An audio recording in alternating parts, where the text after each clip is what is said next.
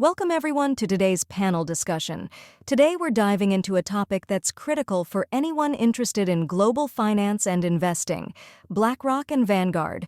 These two companies are not only giants in the financial world, but they also have a major influence on the markets, companies, and even the economy itself. With me again are Jordan, a financial advisor with plenty of insights into the investment world, and Taylor, a recent graduate who's been exploring different aspects of finance. Thanks for joining me today. Thanks for having me, Alex. I'm excited to discuss BlackRock and Vanguard. These companies are powerhouses in the investment world, and their influence is immense. I'm happy to be here too. I've heard a lot about both companies, especially in the context of ETFs and index funds, but I'm still trying to wrap my head around just how big and important they are. That's a great place to start. Jordan, let's begin with an overview. Can you explain what BlackRock and Vanguard are and why they're so significant? Absolutely. BlackRock and Vanguard are two of the largest asset management companies in the world. Asset management firms manage investment funds on behalf of individuals, institutions, and governments. Essentially, they invest money into various assets like stocks, bonds, and real estate, and help their clients grow wealth over time. BlackRock is the world's largest asset manager, with around $10 trillion in assets under management, AUM.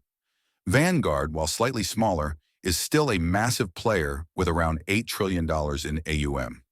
These companies have revolutionized the way people invest, particularly with their development and promotion of low-cost index funds and exchange-traded funds, ETFs. 10 trillion narns. I can't even wrap my mind around how much money that is. So they're managing all of that on behalf of other people, right? Like regular investors, but also big institutions? Exactly. BlackRock and Vanguard manage money for a wide variety of clients. This includes individual investors like you and me, but also pension funds, insurance companies, governments, and large corporations. Their size gives them significant influence over the companies they invest in because they often own large percentages of major corporations. That's a good point, Jordan. These companies don't just manage money, they also have a huge say in corporate governance. Could you explain how that works and what it means for the average investor? Sure. Because BlackRock and Vanguard hold large stakes in so many publicly traded companies, they have a lot of voting power when it comes to important decisions, like electing board members or approving major corporate policies. Both firms are known for their emphasis on long-term value creation, and they use their influence to push companies to focus on sustainability, corporate governance, and sometimes social issues. For the average investor, this means that when you invest in a fund managed by BlackRock or Vanguard, you're not just investing in individual stocks, you're indirectly influencing how these companies are run.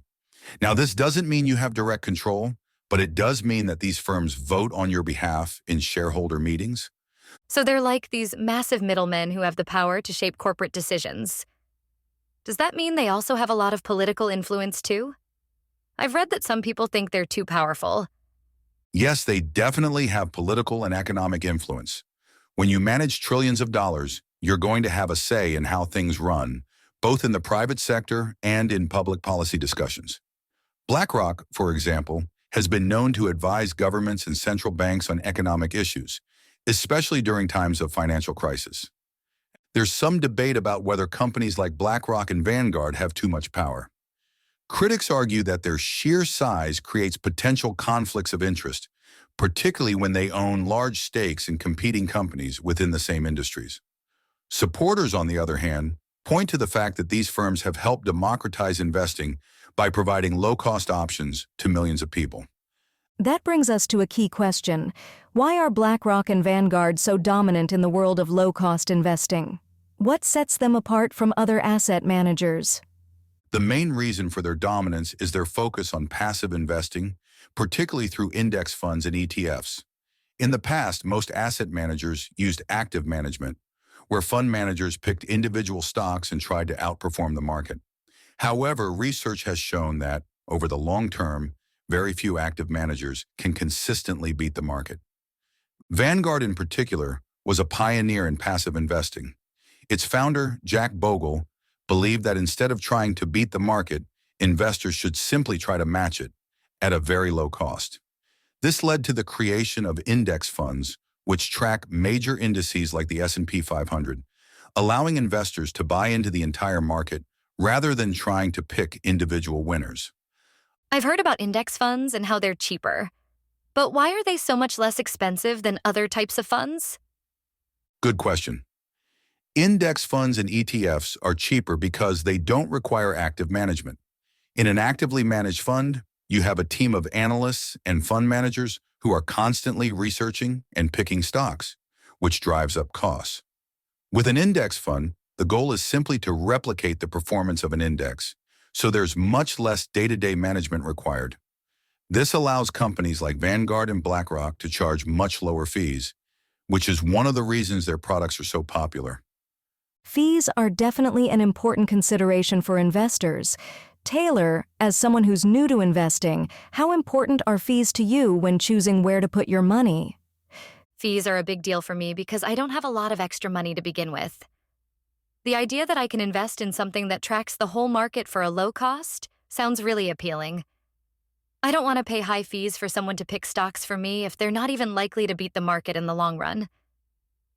That's a smart approach. High fees can eat into your returns over time, especially when you're investing for the long term. That's why Vanguard's model of offering low-cost, broad market funds has been so successful.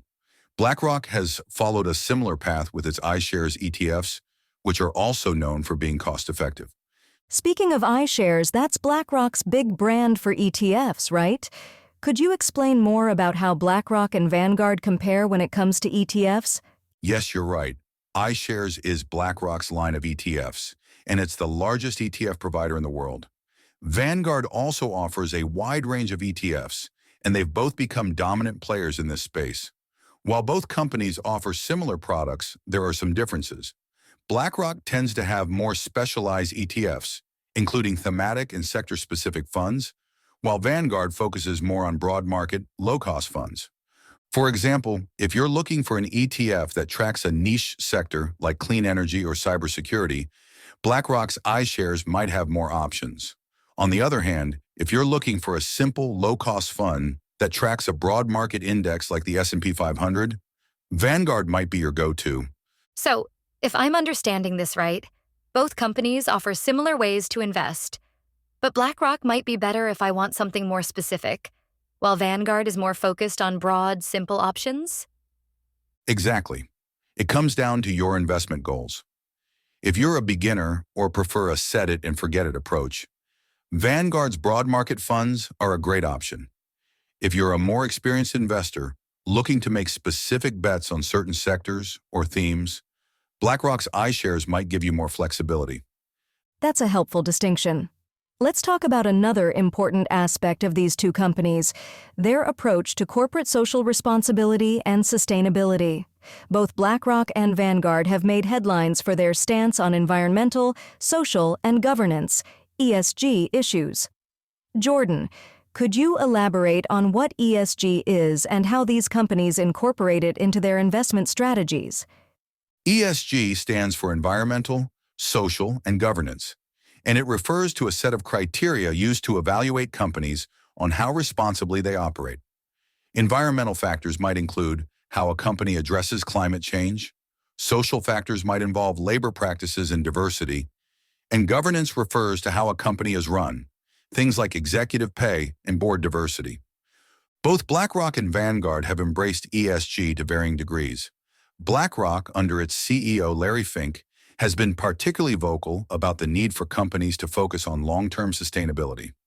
Fink has written annual letters to CEOs, urging them to consider climate risks and other ESG factors in their strategies. BlackRock even offers a range of ESG-focused funds for investors who want to align their portfolios with their values. Vanguard, while also offering ESG funds, has been more cautious in its approach. It emphasizes that its primary goal is to maximize returns for investors, but it recognizes that ESG issues can affect long-term performance. So, if I care about things like climate change, I could choose to invest in ESG funds through BlackRock or Vanguard? Exactly. Both companies offer options for investors who want to put their money into companies that are doing good for the environment or society. Just keep in mind that ESG investing is still a relatively new area, and the criteria for what qualifies as an ESG-friendly company can vary. As we near the end of our conversation, I'd love to hear both of your final thoughts. Jordan, what do you think is the most important takeaway about BlackRock and Vanguard for our audience? I'd say the most important thing to remember is that these companies have transformed the investment landscape, especially through their focus on low-cost, passive investing. They've made it easier than ever for individuals to invest and grow their wealth, regardless of their level of experience. Whether you go with BlackRock or Vanguard, you're benefiting from decades of innovation in the financial industry. For me, I think it's realizing just how much influence these companies have, not just on the markets, but on the companies they invest in, and even the broader economy. It's a bit intimidating, but it also makes me feel like I should pay more attention to where my money is going and what it's supporting. That's a great takeaway, Taylor. Thank you both for such an informative discussion. BlackRock and Vanguard are giants in the world of finance, but they also play a huge role in the individual lives of investors. I hope this conversation has helped our audience understand these companies a bit better and how they can use their services to meet their financial goals. Thank you again, Jordan and Taylor, for joining me today. Thanks for having me, Alex. It was great to be part of the discussion. And thank you to our listeners for tuning in. Until next time.